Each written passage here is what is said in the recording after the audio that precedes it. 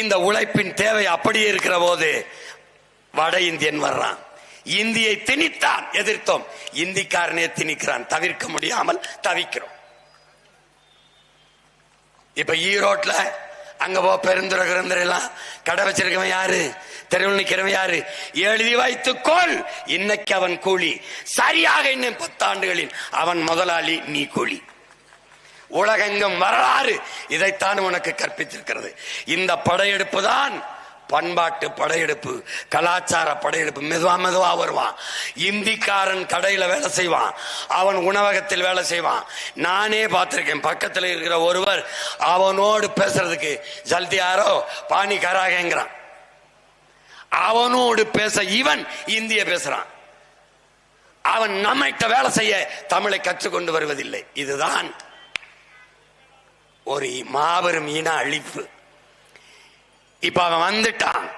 நான் சொல்றது இந்த மகன் சொல்றேன், நான் சத்தியம் பேசுறேன். ஒரு சத்தியத்தின் மகன். என் பாட்டன் தீரன் சின்னன் மேல ஆணையிட்டு சொல்றேன். காளிங்கராயன் மேல ஆணையிட்டு சொல்றேன். கொடிகாத்த குமரன் மீது சத்தியம் இட்டு சொல்றேன். இங்க பாரு, அவன் இன்னைக்கு வந்துட்டான். 1.5 கோடி பேரு. அவனுக்கு வேலை மட்டும் நீ கொடுக்கல, வாழுகிற உரிமை மட்டும் கொடுக்கல, வாக்குரிமையும் கொடுத்துட்ட.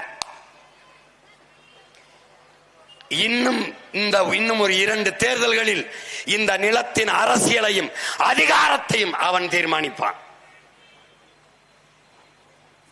எழுதி வச்சுக்க, அவன் தான் தீர்மானிப்பான்.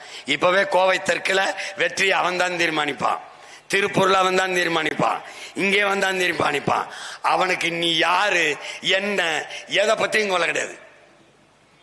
அப்ப உன் நாட்டு அரசியலும் அதிகாரமும் அவனிடத்தில் போகும்போது ஈழத்தில் என்ன நடந்தது?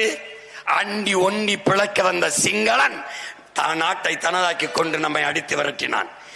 அதே போல ஒண்டி பிழைக்க வந்த இவன் வடவன் நம்மளை அடித்து விரட்டுவான். இந்த திராவிடன் பேச மாட்டான். ஏன்? அவன் கேட்பான், நான் இன்னைக்கு வந்தேன், நீ முந்தா நாள் வந்த, நீ முதல்ல போ, அப்புறம் நான் போறேன்பா. இவனால் வாய் திறக்க முடியாது. ஆனால் ஒரு தமிழ் மகன் ஏறி உட்கார்ந்தால் அவன் எந்த ட்ரெயின்ல ஏறி வந்தானோ அந்த ட்ரெயின்ல ஏறி போவான். நீ எழுதி வை, போவான். செய்திகளை உடனுக்குடனும் துல்லியமாகவும் தெரிந்து கொள்ள சப்ஸ்கிரைப் பண்ணுங்க.